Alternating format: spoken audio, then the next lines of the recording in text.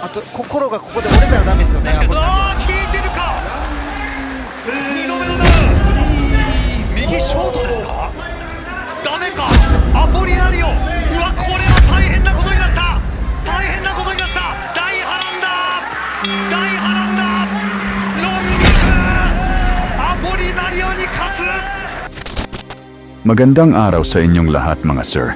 Isa na namang hindi magandang balita para sa ating mga Pinoy boxing fans. Dahil natalo kanina ang isa nating pambato na si Dave Apolinario doon sa bansang Japan.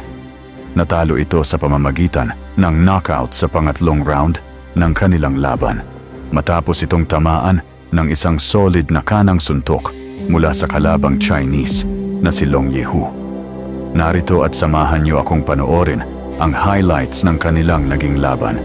Pero bago yan, huwag mo sana kalimutang mag-like at mag-subscribe sa ating YouTube channel.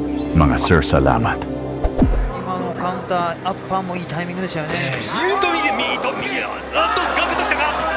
アッパーもう一回アッパーだ。右フック仕留めに来るアポリナリオ。ボディ上だ。耐えているロンギフ耐えている。レフェリーは見る。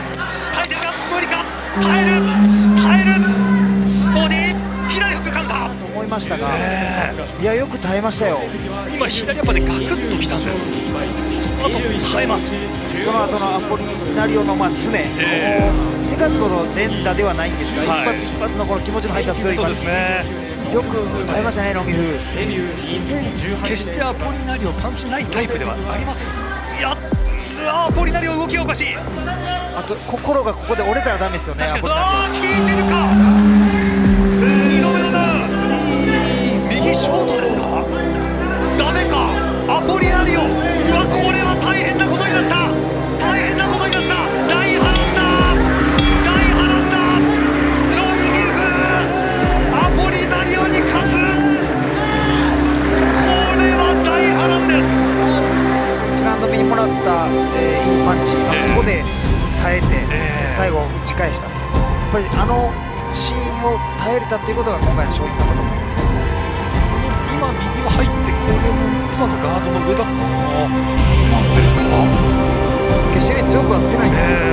もう一回2度目のダウンショートだとこれです。顎か。ただアポリナリオも前 So yun lamang ang video natin sa araw na to. Mag-iwan lamang ng inyong komento at huwag mo sana kalimutang mag-like at mag-subscribe. At i-share na rin ang ating video. At muli, daghang salamat.